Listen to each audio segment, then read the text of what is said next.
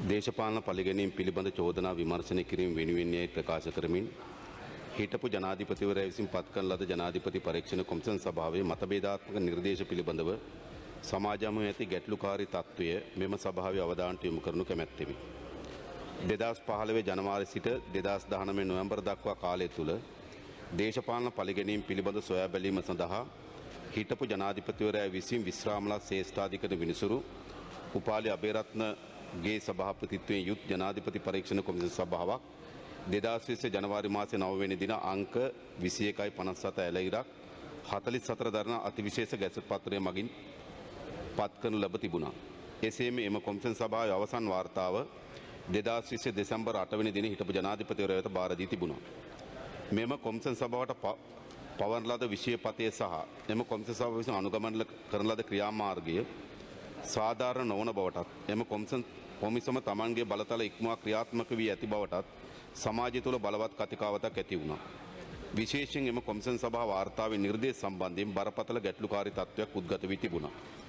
නිදසුනක් ලෙස ගරු කතානායකතුමනි මෙම කොමිසම් සභාවේ නිර්දේශ කළා තිබුණා දැනට වංචා දූෂණ පිළිබඳව නඩු පවරා තිබෙන නඩු ඉල්ලාස් කර ගැනීම සඳහා මෙම කොමිසම් සභාවේ නිර්දේශ කළා තිබුණා. ඒ වගේම චෝදනාවට ලක් වූ අය නැවත සේවයේ පිහිටවිය යුතුයි කියන නියෝගය ලබා දී තිබුණා. ඒ වගේම ගරු කතානායකතුමනි එම අයට වන්දි මුදලක්ද ලබා දිය යුතු කියන නියෝගය මෙම කොමිසම් සභා වාර්තාවෙන් තිබුණා. ඒ මුළුමනින්ම වංචාවේ දූෂණයේ යෙදුණු අයට අනුබල දීම. ඔවුන්ට එරෙහිව පවරා තිබෙන නඩු ඉල්ලාස් කරගන්න. ඔවුන්ට නැවත සේවයේ පිහිටවන්න. ඔවුන්ට වන්දි මුදල් දෙන්න. ඔවුන්ට උසස් වීම දෙන්න. මේ ආදි විශාල නියෝග ගණනාවක් මෙම වාර්තාවෙන් ඉදිරිපත් වී තිබුණා. සමහර නියෝග මේ වෙනකොටත් ක්‍රියාත්මක වෙමින් තිබෙනවා. ඒ වගේම ඊට ප්‍රතිපාක්ෂිකව ඒට පැමිණිලි කරන ලද අයට චෝදනා ගොනු කොට නඩු පවරන නියෝග කොට තිබුණා.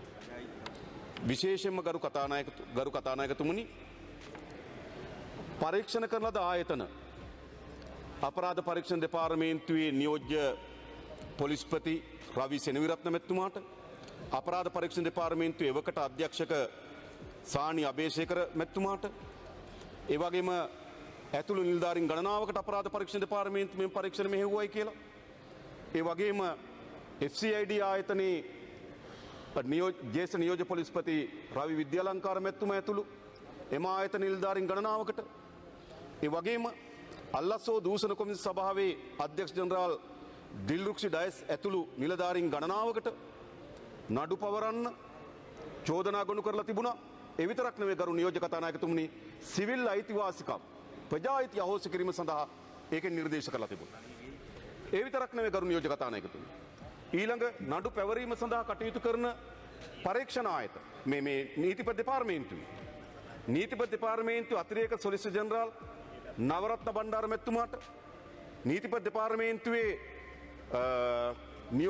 නියෝජ්‍ය සොලිසිටර් ජෙනරාල් හැටියට කටයුතු කරන ජනක බණ්ඩාර ඒ වගේම ගරු නියෝජ්‍ය කතානායකතුමනි දැන්ට අභාවප්‍රාප්ත වුණු තුසිත මුදලිගේ ඇතුළු මේ අයට සිවිල් අයිතිවාසිකම් අයින් කරන්නත් ඒ වගේ නඩු පවරන්නත් මේක නිර්දේශ කළා තිබුණා.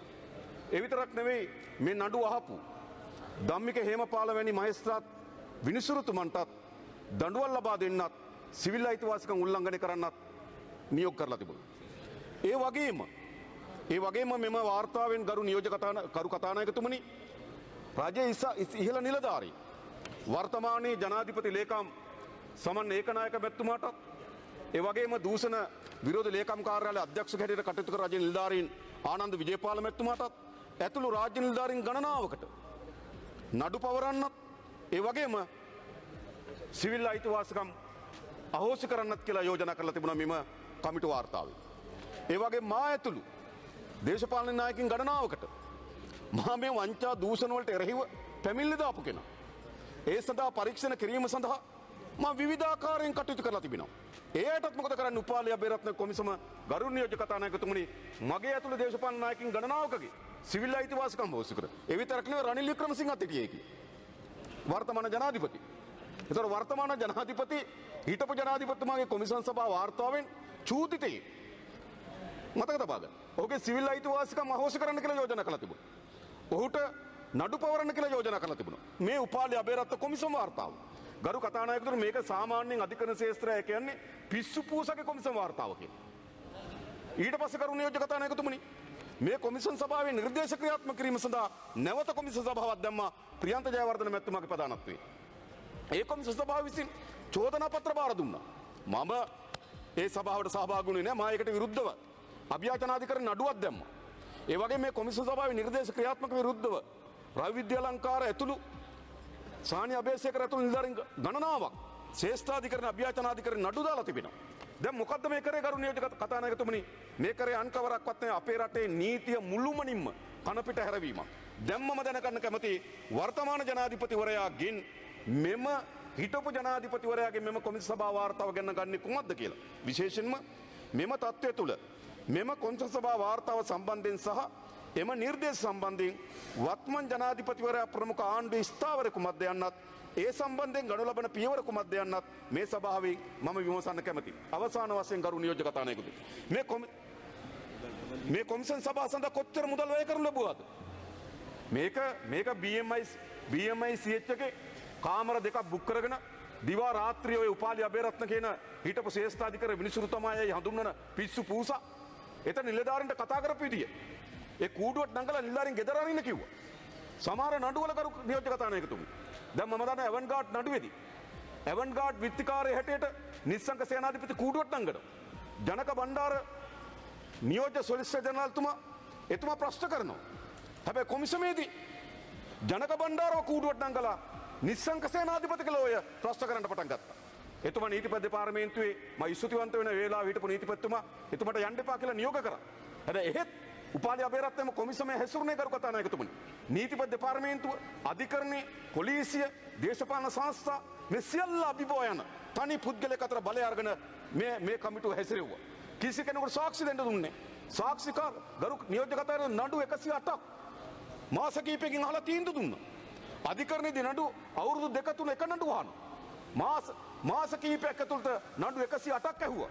එහෙමයි. සමහර පැමිණිලි මම ඉතාල වගකීමෙන් කියන්නේ සමහර පැමිණිලි කරු නියෝජ්‍ය කරු කතානායකතුමනි සමහර පැමිණිලි ලබා දී යුතු දිනයට පසු ලබා දීපු පැමිණිලි විභාග කරන්න පටන් ගත්තා. ඒ වගේම මා ඒ කමිසමට විරුද්ධව අභියාචනාධිකරණයට පැමිණිල්ලක් ගොනු කරා. අභියාචනාධිකරණයේදී කොමිසම් වෙනුවෙන් පිළිහිටපු නීතිඥ මහත්මයා කිව්වා එම නඩුව ඉවර වන තෙක් මාව කැඳවන්නේ නැහැ කිව්වා කොමිසම හමුවට. හැබැයි මොකද සිද්ධ වුනේ? ගරු කතානායකතුමනි මේ දැන් මේ රජ නිලධාරීන්ගේ පැමිණිලි පිළිබඳව. හැබැයි එවන්ගාඩ් කියන්නේ රජ නිලධාරියෙක් නෙවෙයි.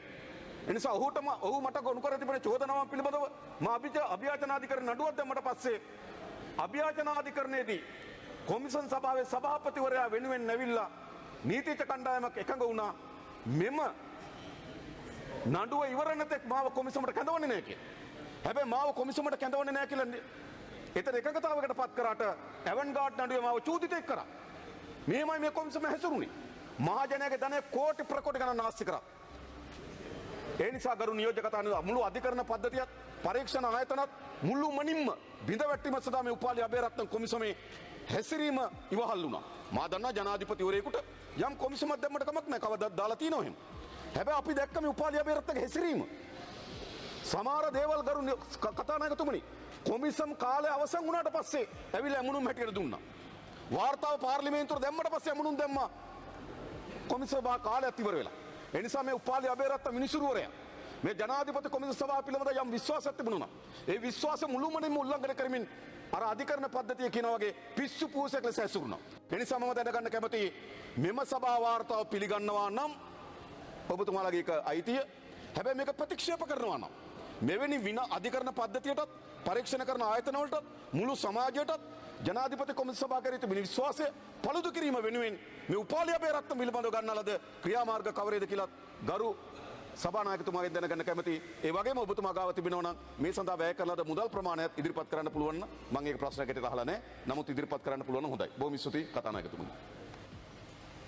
ගරු කතානායකතුමනි මේකට අදාළවද? ගරු කතානායකතුමනි ගරු අනුර කුමාර දිසානායක මන්ත්‍රීතුමා විසින් ස්ථාවර නියෝග 27 යටතේ නගනු ලබන ප්‍රශ්නයට පිළිතුර පරීක්ෂණ කොමිෂන් සභා පනතේ 393 වන අධිකාරිය වන දෙවන වගන්ති යටතේ එවකට සිටි ජනාධිපතිතුමා විසින් 2020 ජනවාරි මාස 9 වෙනි දිනති අධිකාරී පත්‍රය මගින් පිහිටුවන ලද ඉහිතකී පරීක්ෂණ කොමිෂන් සභාවේ අවසන් වාර්තාව 2020 දෙසැම්බර් 8 වෙනි දින එවකට සිටි ජනාධිපතිතුමා වෙත ඉදිරිපත් කර ඇත.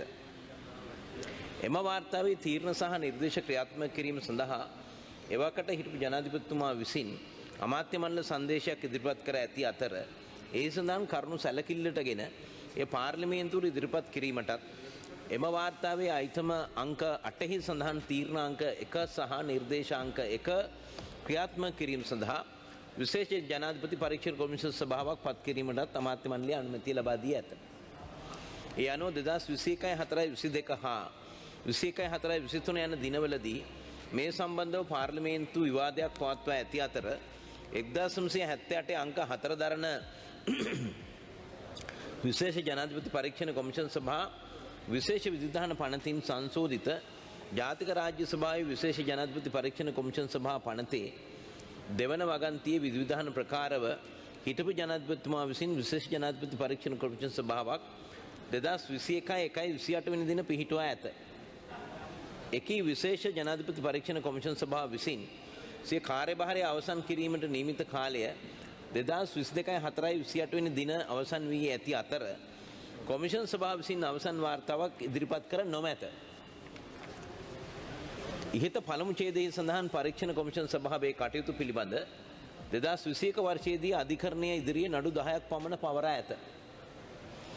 එකී නඩු අතරින් CA රිට් 364 ඉරක් 2021 දරන අභියාචනාධිකරණ නඩුවේ පෙත්සම්කරු වර්තමාන ජනාධිපතිතුමා වන අතර SCFR 58 ඇල ඉරක් 2021 දරන මූලික අයිතිවාසිකම් නඩුවේ පෙත්සම්කරුවනිය වර්තමාන ජනාධිපති ලේකම්වරයාද වේ.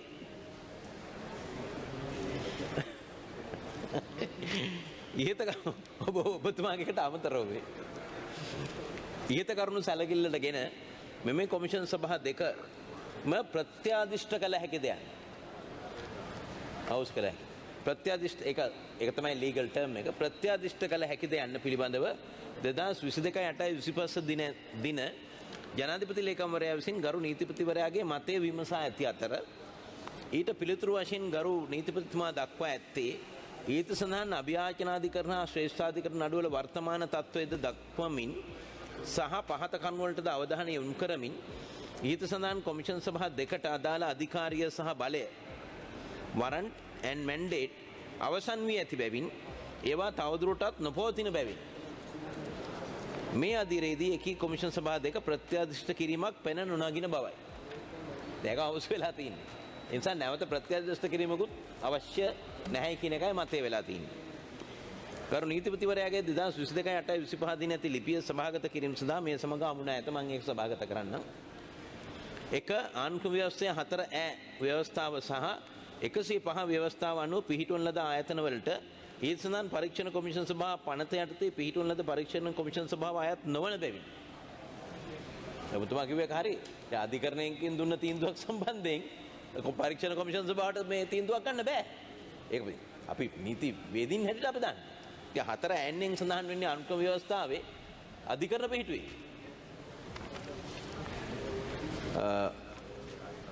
අයත් නොවන බැවින් එම කොමිෂන් සභාව අධිකරණමය විශේෂ සභාවක් නොවන බව සහ එම කොමිෂන් සභාවේ සභාපති හා සමාජිකින් අධිකරණ නිලධාරීන්ද නොවන බව නිරීක්ෂණය කරනවා. 2. පරීක්ෂණ කොමිෂන් සභා පනත යටතේ සහ ජනාධිපති විශේෂ පරීක්ෂණ කොමිෂන් සභා පනත මගින් ඉහත කොමිෂන් සභාවල නිර්දේශ පවතී නම් එම නිර්දේශ සලකා බැලීමටත් ඒ සම්බන්ධයෙන් වැඩිදුර පියවර ගැනීමට ජනාධිපතිවරයාට බලය ලබා දී ඇති බව.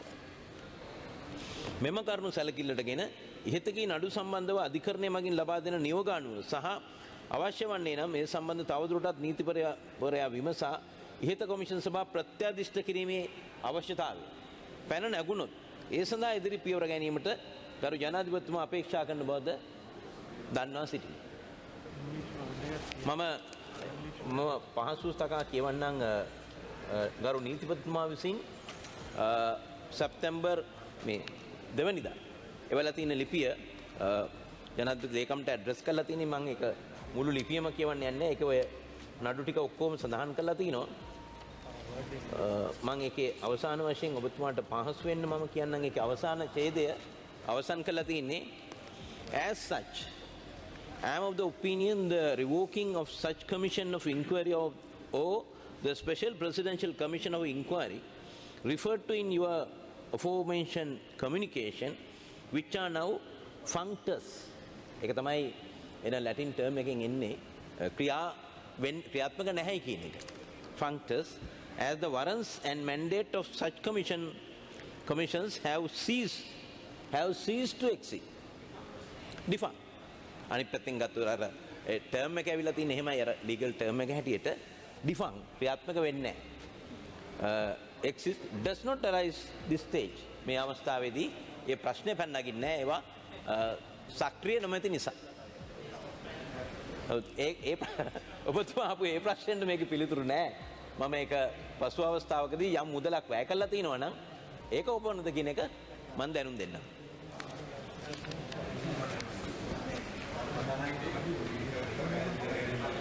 ඔව්. ඔබතුමාත් ඒක ඉන්නවද? පොඩ මේ නෑ අතන අනුර දිසානායක අනුර දිසානායක මම මම අහලා දෙන්නක මම එකක් අහලා. ඔව් මේකට මහලා වන් දෙන්න. මෙහෙම දැන් මේකේ පොලිස් නිලධාරීන් ගණනාවක් හිටියා. ඒ වගේම නාවික හමුදාපති සින්නయ్య මෙතුමා, නාවික හමුදා මාණ්ඩලික ප්‍රධානි හිටපු තුෂ්ඨ වීරසේකර ඇතුළු විශාල කණ්ඩායමකට මේ චෝදනාව එල්ල වුණා ගරු කතානායකතුමා. දැන් තියෙන ප්‍රශ්නේ තමයි අපි මේ කොමිෂන් සභාවට මේ කොමිෂන් සභාවේ නිර්දේශයන් ක්‍රියාත්මක කිරීමට විරුද්ධව අපි නඩු පවරලා තියෙනවා.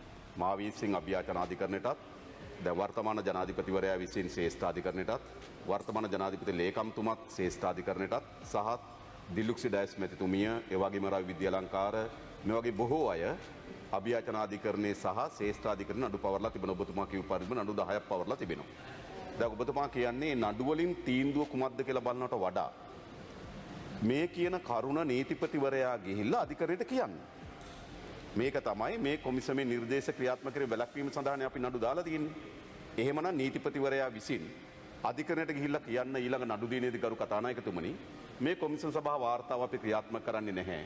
ඒ නිසා මේ කොමිෂන් සභාවේ වාර්තා නිර්දේශ මෙතනින් පස්සේ අවලංගු වෙනවා. කිව්වම අපිට නඩු ඉල්ලාස් කරගන්න පුළුවන්. එහෙම නැතුව ගරු නියෝජ්‍ය කතානායකතුමනි අපි නඩු කිය මම විතරක් ගරු කතානායකතුමනි මම විතරක් නෙවෙයි මේ ජනාධිපතිතුමත් මේකට නඩුවක් දාලා තියෙනවා. එතකොට මේ ඔක්කොම නඩු කිය යනවා වෙනුවට නීතිපති පාර්ලිමේන්තුව විසින් ගිහිල්ලා කතානායකතුමනි අධිකරණය හමුවේ කරුණු ඉදිරිපත් කරොත් අපිට අපේ නඩු ඉල්ලාස් කර ගැනීමට සැලකිලිට භාජනය කරන්න පුළුවන්. එහෙම නැත්නම් මේ දීර්ඝ කාලයක් මේ නඩු වැදෙන එක වළක්වා ගන්න බෑ. කිසිදු සාධාරණ හේතුවක් නැතුව පවරා තිබෙන නඩු ගරු කතානායකතුමනි.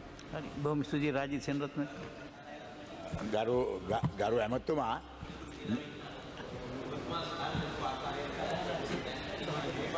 සභානායකතුමා දැන්ට නීතිපති දෙපාර්තමේන්තුවේ තිබෙන වාර්තා අනුව මෙහි සඳහන් කරලා තිනවා නඩු 10ක්. ඔබතුමා කිව්වන් අංක කියන්නේ නැහැ. පද්මිනී රණවක, අද්මිරාල් සරත් වීරසේකර, සමන් ඒකනායක, රවි සෙනවිරත්න, උපුල් ජයසූරිය, අද්මිරාල් සින්නయ్య, ශානි අබේසේකර, වැලියමුණ ජනාධිපතිතුමා මේ ආදි වශයෙන් දැන්ට තියෙන වාර්තා අනුව ඉදිරිපත් කරලා තිනවා. එතකොට දැන් මේ පිළිතුරු ලිපිය එවලා තින්නේ ජනාධිපති ලේකම්ගේ ලිපියට පිළිතුරු වශයෙන්. ඔබතුමා කිව්ව කාරණය මම දැනුම් දෙන්නම්. එතකොට ජනාධිපතිතුමාගේ ජනාධිපති ලේකම්ට පුළුවන් මේ වගේම ලිපියකින් නීතිපතිතුමාට ඒ කාරණේ දැනුම් දෙන්න. බොහොම ස්තුතියි රාජිත් සෙනරත්න. ගරු ඇමතුමා දැන් මේ ඔක්කොම කළා අන්තිමට කියනවා මේක නීතියක් නැතුව මේක ඉවරයි කියලා. එතකොට දැන් මේකට වියදම් කරව මුදල කොච්චරද කියලා කියන කෝටි ඒක මම හොයලා කියන්නම්. අපිට දැනුම් දෙන්න කෝටි ගාණක් ඒ කෝටි ගාණ කාගෙන්ද අය කරගන්නේ? අනාගතයට හෝ මේ වගේ මේ නොසන්ඩාල මේ තීන්දුව ගන්න නොසන්ඩාල කොමිසම් පත් කරන ඕනම රාජ්‍ය නායකයෙකුට හරි එහෙම නැත්නම් මේ ඒගොල්ලන්ට ගෙවපු මේවා වියදම් කරපුවා ඒගොල්ලන්ගෙන් ගන්න ඕනේ. මේවා රාජ්‍ය මුදල්. අවධානය යොමු කිරීම ගැන ඔබතුමාට ස්තුතිවන්ත වෙනවා. මම ඒකේ අවධානය යොමු කරන්නම් නීතිපති.